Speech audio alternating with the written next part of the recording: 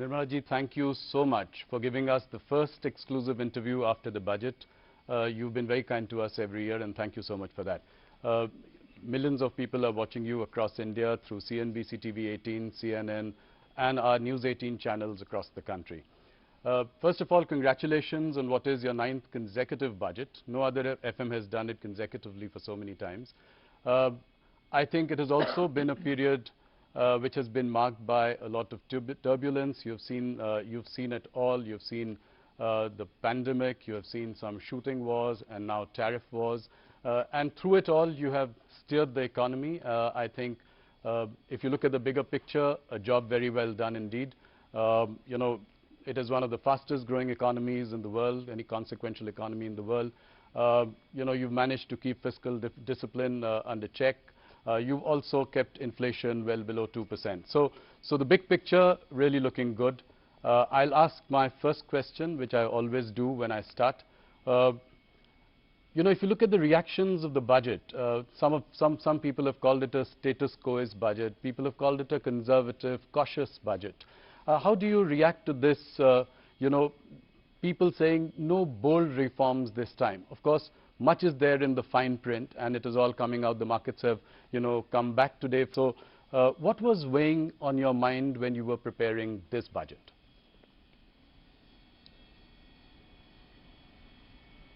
Well, as was observed by you and by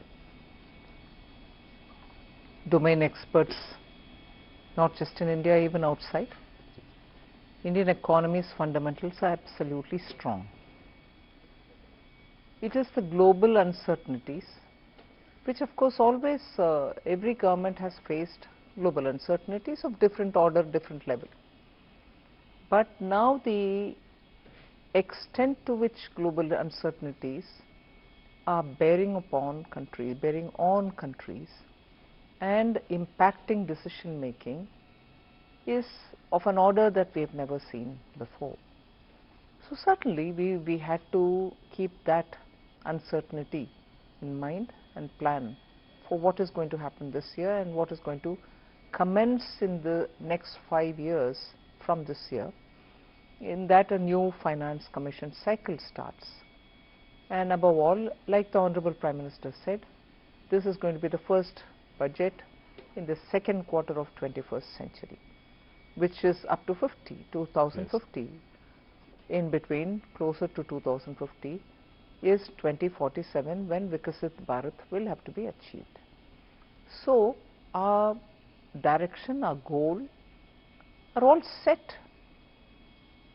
So it was for us to, keeping in mind the global uncertainties, plan for 1, for this year, 2, for the entire finance commission cycle, and 3, leading up to Vikasit Bharat, how do we want to take them? And that is why, slightly differently from every other budget, this time a lot more was said through Part B, right, which actually is unusual because it's not just the tax proposals taking us towards 2047.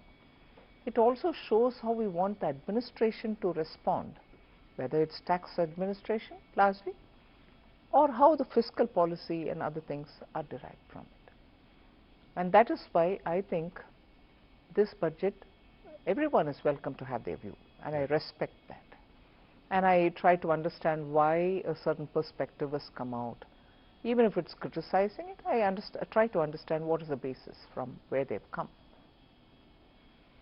But to have had Indian economy grow at the fastest rate from among major large economies, not just 1 year, not just 2 years, now for steady 4 years, it is the stability point that I want to underline. Prime Minister's political stability because he is in the 3rd term, yes, and also his understanding of how you respond to business has remained the same always. We have to be receptive, we have to enable, we have to remove we have to extend the red carpet but remove the red tape simultaneously, and ease of doing business. These are consistent policies. Tax certainty bring stability for businesses have been the core beliefs. It's almost a code for him. And that is why, remaining in his third term, he has given the message of stability through this budget. Just one last line on this particular observation is stability and also making sure businesses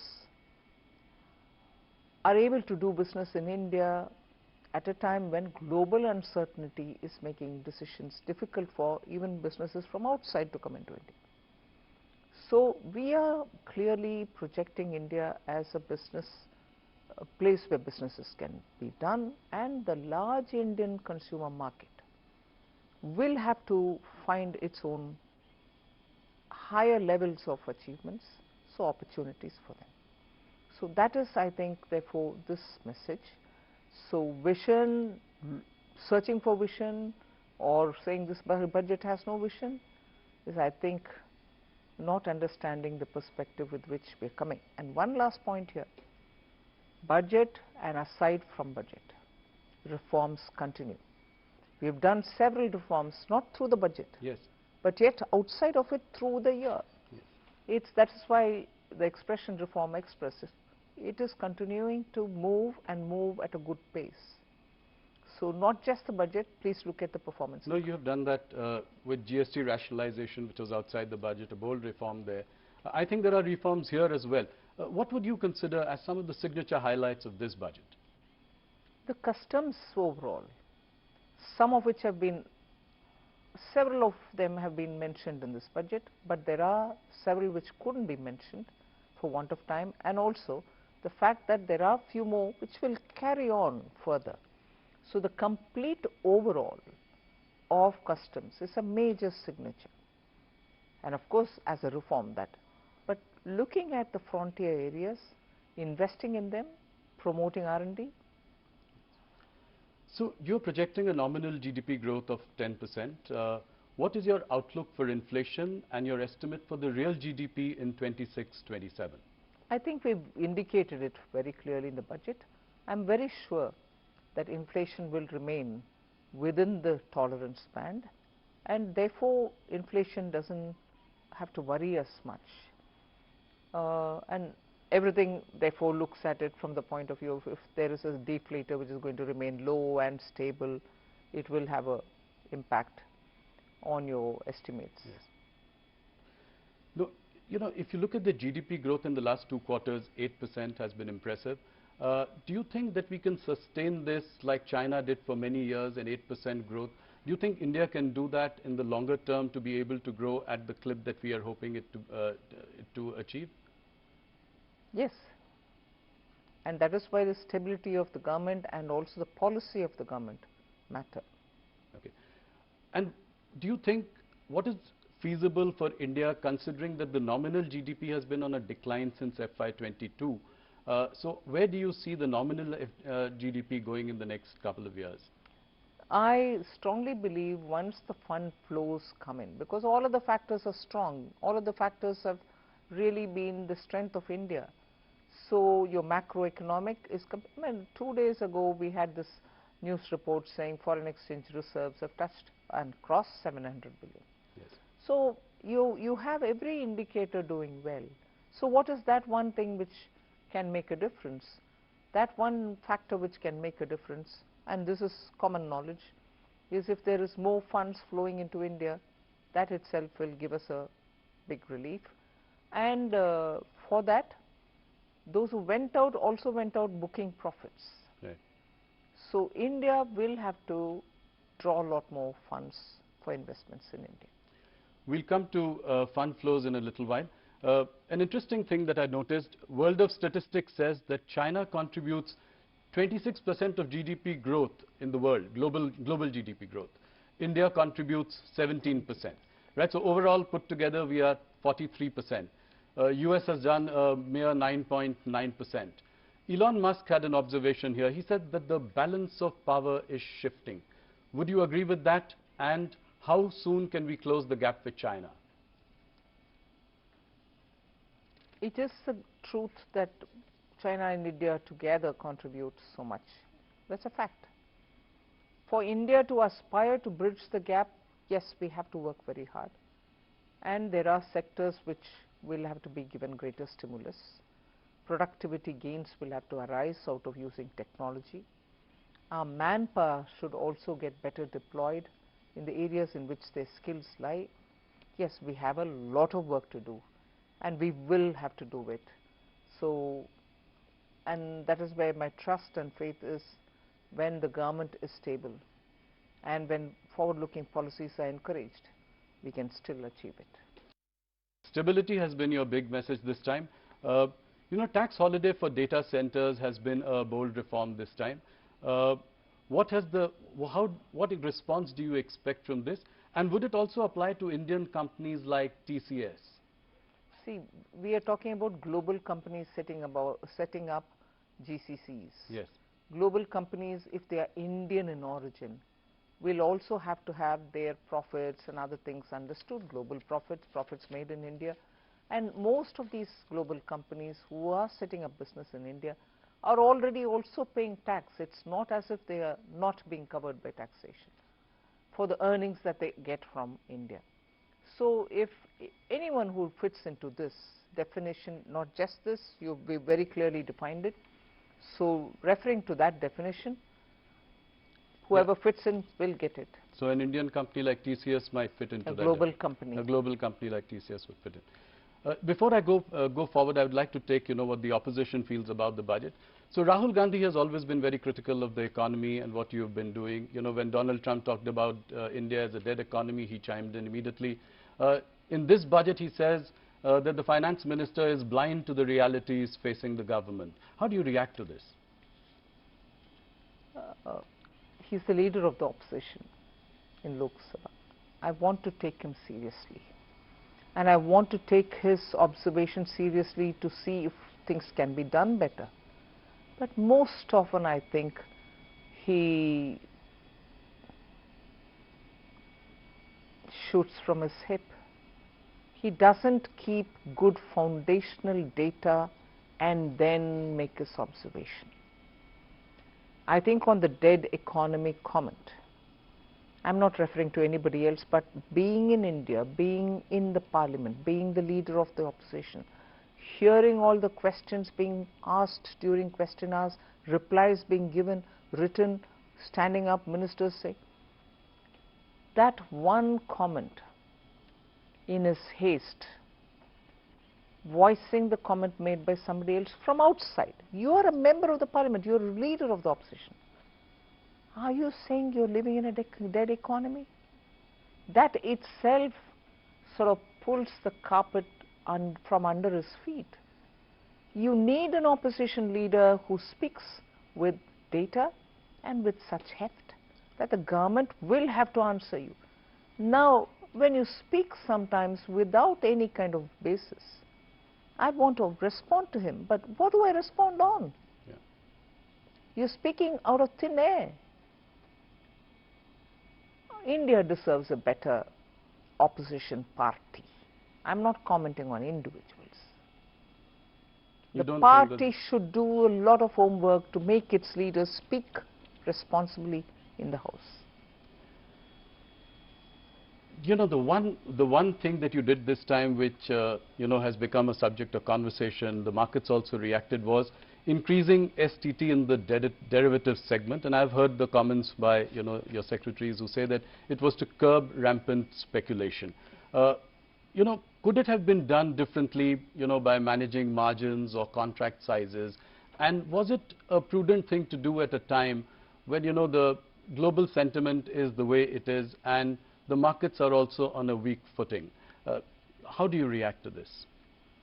There are many observations that you're making on which opinions can differ. Yes. There are people who within India comment saying India's markets are overpriced. I'm not even getting into that debate. Sure.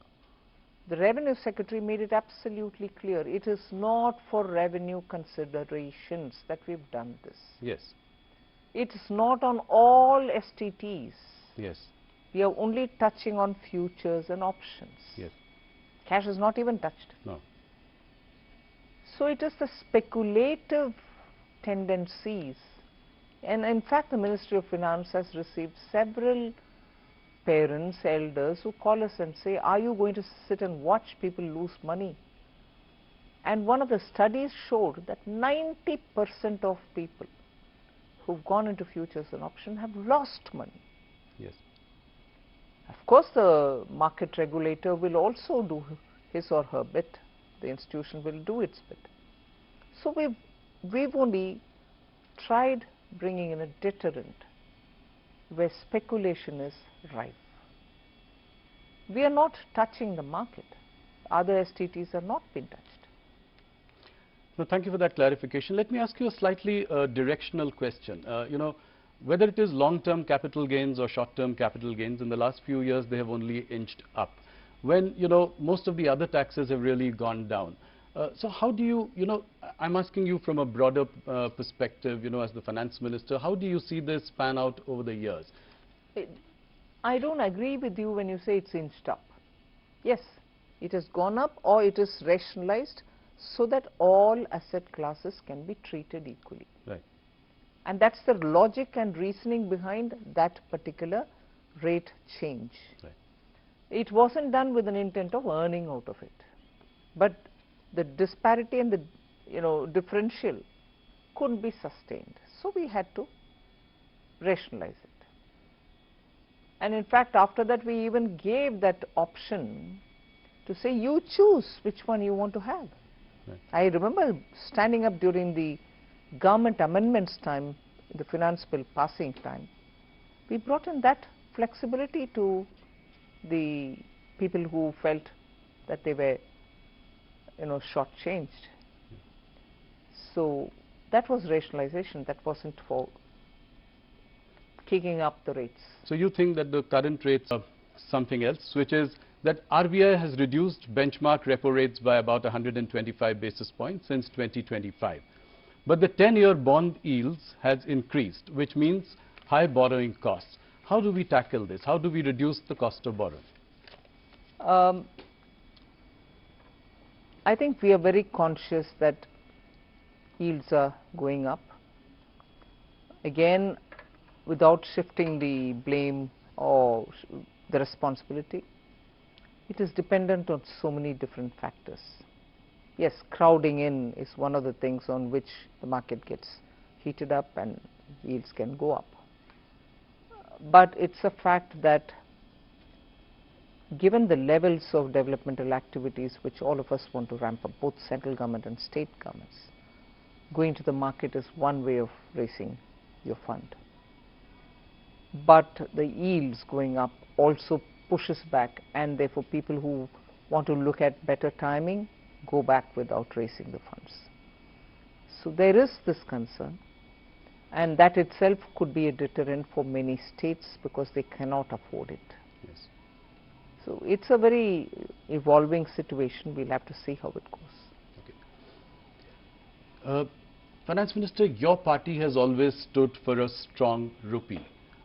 But you know, if you look at the Indian rupee in the last 1 year, it's been on a losing streak. It's almost lost 10% against the dollar, around 16% against the euro. Are you comfortable with this level of the rupee, and are you happy with the steps that the RBI is taking to maintain it? Let's understand one thing. Our party, yes, was in favor of and is in favor of always a strong rupee, no doubt. But it's also got to be predicated in the context of how the economy is. Economy suffering from high inflation, economy being fragile, and your rupee value also not in a good position, makes it really hard and difficult for everybody. But one thing I can clearly say is economy is fine and fit. Yes. Your macroeconomic fundamentals are strong. And that's not to say, look, therefore are you being indifferent to dollar, rupee dollar exchange rate. I'm not indifferent. But I'll also look at it from the realistic challenges that we have to understand where rupee is finding itself now. Reserve Bank is closely monitoring. So you are saying that you are comfortable with this situation at the moment? I'm leaving given it the there. situation. I don't think I will say I'm comfortable, not comfortable. I'll leave it there. Okay. India's holding of US Treasury bonds have declined about 25% compared to the peak of 2023. At the same time, Reserve Bank of India has increased its holdings on gold. Do you see this trend continuing? I think many central banks, not just Reserve Bank of India, are pitching to buy more gold, and India seems to be following the trend. Okay. Gold is up by about 80%, silver by 250%. How do you see this in the last 1 year, this phenomenon? The uncertainties in the world are making people to fall back on, let's say, time-proven asset, which is gold. And that's bound to be because it is beyond anyone's fair assessment to see where things will move, and therefore the demand for gold. That brings me to the next point, which was also discussed a lot this budget. Capital gains on sovereign gold bonds purchased in the secondary market. Market participants feel this is some kind of a retrospective tax. Do you agree with that? What was the logic behind this? No. The intent of that sovereign gold bond was at the time of the issuance and also making sure that you hold it the full term. Yes. So those are the two boxes to be checked.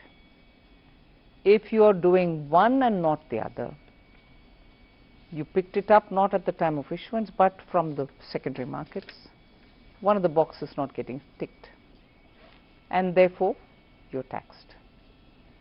You bought it during issuance, but you're not holding it full term. Right. One box is not checked, so you're being taxed. It's only when you have taken it at issuance and you're holding it full term, yes, you get that concession. So every other, which there are only 4 situations, right? So the other 3 situations where both the boxes are not getting checked is where you understand. You've set up a committee to review the banking sector. What will be the remit of this committee? What are the timelines that you are looking at? Could you give us some details? I've not worked on the TOR yet, okay, but the broad intent was that towards Viksit Bharat, there couldn't be better time for us, especially now when the bank's health is very good. We would want from that strength to understand where we can go and how do we go, which is the path that we take to go there. So that is where we want that committee to work.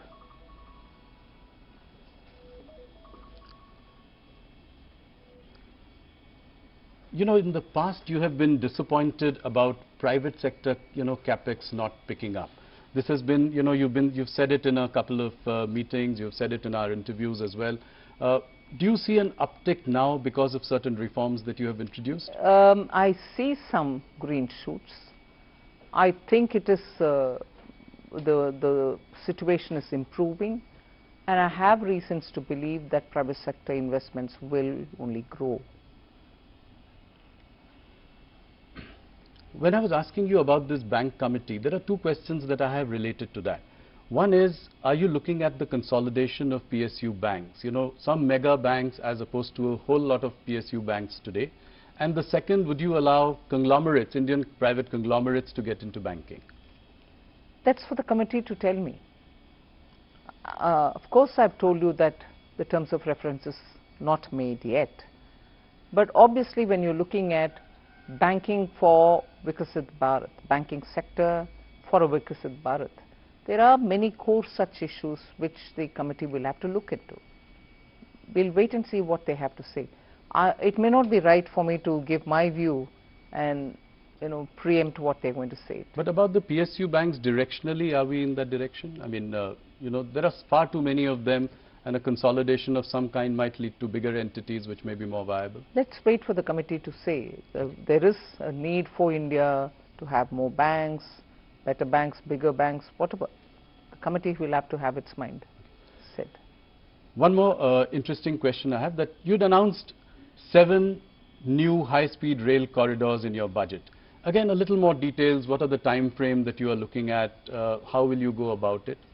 It's so much left to the rail ministry, but the fact that they've done the ground necessary study and the route plan and everything else, and they were absolutely clear that budgetary announcement will make them, sit up and deliver it. They are definitely going to be delivered at the earliest, because these are dependent on India's technologies, Indian coaches, and so on. So the rail ministry will get into the details of it. I've asked you this question before, but India's trade deficit with China is greater than about $116 billion in 2025. Even though the exports have also gone up, how do you tackle this issue? That is where I think we are very clear in Atmanirbhar Bharat. We need to have capacities built in India for those essential goods that we import, and make sure that we are able to make it in India for Indian market. Even as I say this, we have not restricted the imports of some of the critical machines or equipments or some raw materials which are so important for our industries. So capacities will have to grow, but in the meanwhile you still need, for those very same capacities, imported equipments. So we are doing a fine balancing act in not denying the raw material coming or the equipment coming, because there are some precision tools which you so need when you're going to set up a particular type of factory. We need those to come in here. Sorry. But at the same time, capacities in India will have to be expanded, ramped up sooner, so that our dependencies can come down. But this story is one side of the coin. Right. The other side of the coin is market access in China. I was Commerce Minister, and I know in my time also we've been asking for greater market access for Indian goods. Right, in China. That is moving very slowly. So now that the relationship with China is improving, would you consider relaxing restrictions on investments by China through Press Note 3? That would really take the relationship to the next level. Well, some discussions were happening. I'm not sure where it is reached as yet. Once we arrive at something, I'll be able to expand on it. Sure. Nirmala ji, there are many tax litigations going on in the country. You've done a lot for ease of doing business. Tax uncertainties are there. Only in IT, rupees 25 lakh crore disputed amounts are pending. You'd come out with Vivad Se Vishwas. I don't know how successful that was. How do we solve this problem as well? I think even in this budget I have given both for direct and indirect taxes, ways in which we can settle such disputes. Even in the last budget we had made very clear that in some cases where the department, the board does not have to go appealing against a verdict, we should sit back and say, no, we are not appealing. One level of the court has decided, we go in favor of the SSC. So the approach should have to be more to settle and not pursue further. Yes. And that is today's understanding in both the boards. And I'm so happy for it, because now therefore most of our measures are in that route, that we don't go appealing just because we want to earn a few hundred more rupees. Okay. Nirmala ji, disinvestment target is something that is missed almost every year in the last few years. This year also you've taken an ambitious target of 80,000 crore for the coming year. How is it going to be achieved? I've heard, your press conference where it was discussed about IDBI. But what about Shipping Corporation, BPCL, BMEL, Container Corporation, and so on? Can you give us some broad roadmap on the way forward? I'm not repeating my answers, but I also want to underline the fact that when government has decided in the cabinet that a certain number of disinvestments will have to happen, it's a duty to honor it. Yes. we will never be able to bypass it and say no, unless the decision itself is changed by the cabinet, and no decision has changed till now. Earlier it was, at least a few years ago, it was COVID affected market, economy reviving market, so we had to be cautious about going to the market when it is not so suitable and so on. But I am very clear that I will be focusing also now on disinvestment, having given quite a few concessions in direct taxation, having been given in GST indirect taxation. My revenue also will have to be looked at from the point of view of what am I going to get out of disinvestment. Yes. So it's not to say that I didn't give the attention earlier, but the earlier attention was circumscribed by the fact that we were facing COVID, or we just came out of it, or the situation in the market is not. And some sectors do well, and therefore you can take them forward faster. Yes. Some others take their own time. But we will be going ahead with. So this time it's a very decisive yes. mandate to go for. That's right. And you're very confident of achieving the number yes. as well. Okay, that's good to hear. You know, this budget has also given a big fillip to AI, and I would like you to spend a little time trying to help our viewers understand the rationale behind it. The Eco Survey does point out to an AI bubble building up in valuations. So in that backdrop, what are we planning to do? How do we take this forward? See, government's interest in bringing AI is to improve productivity. Large-scale production benefits when you have AI influencing.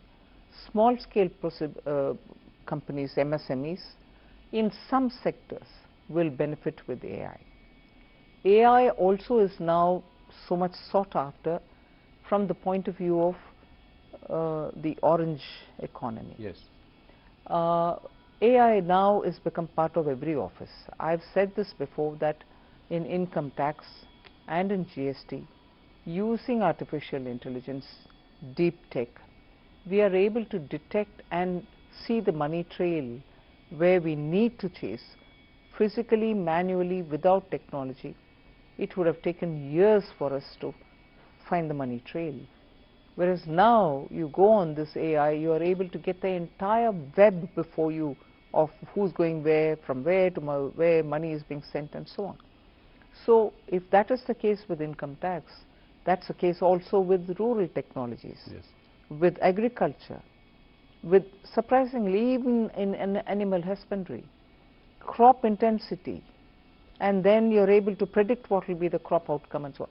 So every department is today moving to use AI. Now, that's not displacing labor, it's creating more job opportunities, but job opportunities for those who are trained and skilled in AI.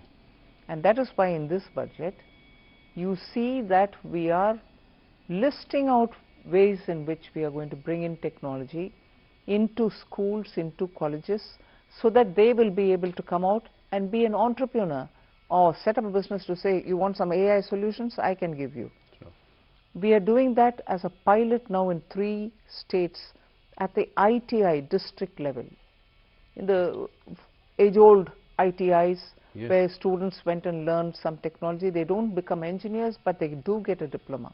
Used to be the world earlier. Yeah, yes. Now we are upgrading all these district level ITIs with the central government's money and making sure that master trainers are sent to all the districts, students are brought in, they can have the AI training and therefore be ready for the market. Just as the last budget and the budget before, we had set up institutions of excellence for AI in agriculture, AI in health, AI in cities building. Let me move to some political questions, and before anything else, this time people said there were not much mention of poll-bound states in your budget. In fact, you know, the governments in Kerala and in Tamil Nadu have reacted and said there's nothing in it for us. MK Stalin has said that, you know, Tamil Nadu has been snubbed by you. How do you react to this? It's sad commentary, you know. It's a sad commentary. Super-fast trains, or the trains that we've announced, not bullet, but the high-speed yes. trains, are going to Chennai, They're getting connected to Hyderabad, they're getting connected to Bengaluru. In fact, I was reading somewhere that once this comes in, the travel time between Chennai to Bangalore will be 1 hour and 30 minutes or something like that. Yeah. Is that not happening for Tamil Nadu?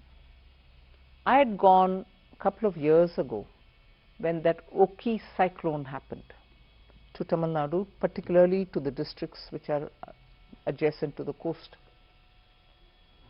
Every coconut tree had fallen flat. We couldn't even get enough saplings for those farmers that time, because everywhere they were looking at saplings from Karnataka and so on. Now Kerala and Tamil Nadu, both of them are election-bound states. Yes. Coconut trees there, every farmer is going to get benefited because they can replace old trees which are not giving yield with fresh saplings. Coconut promotion doesn't benefit pole-bound Tamil Nadu, doesn't benefit pole-bound Kerala. The rare earth corridors, yes, both Kerala and Tamil Nadu get it. Pole-bound states. yes. In fact, if I can say, defense corridor is in Tamil Nadu. Now they get the second corridor, which is rare earth corridor. Are they suggesting that these are not activities which are going to benefit Tamil Nadu? I've taken the name and said, snubbing Tamil Nadu? I can't believe this. Look at the allocation for Vikasit Bharat Gram Ramji Act, Yes. G Ramji Act. 95,000 crore is being given for it. The replacement for Manrega. Yes, I know. Yeah. But equally, I'm not denying all the dues which are in the old scheme, the overhangs. 30,000 crore for that. Put together, it's 1,20,000. Is that against Tamil Nadu? Third question. Fourth, look at the way in which not just coconut, we are looking at sandalwood. The moment there was a time in Tamil Nadu, school children would immediately recall the name of Veerappan, this sandalwood smuggler. Yeah, absolutely. Today the government is not talking about lawlessness or anything. It's saying, I want to promote sandalwood growing. Farmers who are cultivating sandalwood, I know of some farmers in Andhra Pradesh, South Andhra Pradesh, who are growing sandalwood, but because it is not given permission, the farmer is not given the permission to cut and sell it, he is encumbered with it. Won't it benefit the farmers there? Of course. So there are ever so many, and semiconductor, Yes. electronics 2.0, 40,000 crores. Where are these industries? They are not in Tamil Nadu. Semiconductor industry, when you stand next to the company and take a photo saying, oh, Tamil Nadu has received this investment, isn't the policy of the government of India helping you to get it? Why mislead people? Be proud that you're getting it. I think Stalin has definitely touched a raw nerve here. But the second question, MK Stalin is framing this entire battle in Tamil Nadu as a Aryan-Dravidian battle. How do you see this? It's not new. Yeah. No, how do you see this, and what do you think are the narratives that are being said for this election? It's a completely separatist mindset which rules the ruling party of Tamil Nadu. They've lived with it. They continue doing it. It is a tendency to make Tamil Nadu appear very different from rest of India and give a picture of we don't care what you do, we are a separate state. That mindset is what they want to feed continuously, Yes. which worries me. People of Tamil Nadu are not like that. The current leadership of Tamil Nadu wants to play on this wedge driving. And that is why for every such comment that they get, there are people who respond, and these people would build on it. It's a sad state. I'm not sure I want to credit anybody, but Tamil Nadu has not seen it this bad as it is seeing it under current dispensation. But why has BJP not really done well in Tamil Nadu? You have a vote share of about... It will take time. And how confident are you to... A national party like Congress, yes, which lost power 60 years ago in Tamil Nadu, is playing fiddle to the current government, and it is always standing up only with the crutches of a party with whose alliance they try to win some MLAs and few MPs. They are not able to come back to power. Whereas Tamil Nadu was never under BJP, we are now trying to serve the people and enter to win some seats, and also now we hope we'll be able to, the alliance will be able to form a government there. How big is the Vijay TVK factor in Tamil Nadu? DMK is saying that, the Bharatiya Janata Party, the government is coercing, harassing Vijay to join the NDA so that they can... Who's saying that? Stalin and, DMK. I mean, they are saying that, they are trying to CBI raids on him, his films not being released. How do you see this? Is he that big a factor in this election? If anybody who's got to be afraid of a factor who's big and who's worrying, is the party which is in ruling. So why should we be upset about, if he's a threat to the ruling DMK, I don't need to be worried about it. But if he's on your side, then it can make a difference. That's a different story. So DMK being worried about Vijay, I can understand it, because DMK on Vijay on the one side, either with or without us, the ADMK alliance, the NDA alliance, now very strong, also coming up, are all making DMK, although they are in power, completely insecure. That is why you find all kinds of freebies being announced even now. If you've been in power 5 years and you've governed well, whereas I would allege that they didn't govern well because lawlessness, drugs, like never before in Tamil Nadu. But if you had governed well, and that's what you claim, why would you want to throw all these freebies now? But is the BJP worried that, Vijay could come together with Congress? They are both making overtures with, to each other. So is that a worry that, that could be a formidable combination in Tamil Nadu? Where's Congress in Tamil Nadu? Despite the crutches that they're holding, the DMK crutches that they're holding, where's Congress? And today it's a divided house. Congress in Tamil Nadu is a divided house. Let them make up their mind where they want to be. One group wants to go with TVK. Yes. And the other group wants to remain with DMK. They've embarrassed themselves by wanting to be there, reap benefits there, but yet wanting to go to a new alliance. But haven't they messed themselves up? But do you think Vijay is the X factor this election, and is he consequential this time? Only the election can prove it. Okay. Thank you so much for taking so much time and answering all our questions. It was indeed a pleasure talking to you. Thank you, and look forward to the next interaction. Thank you very much.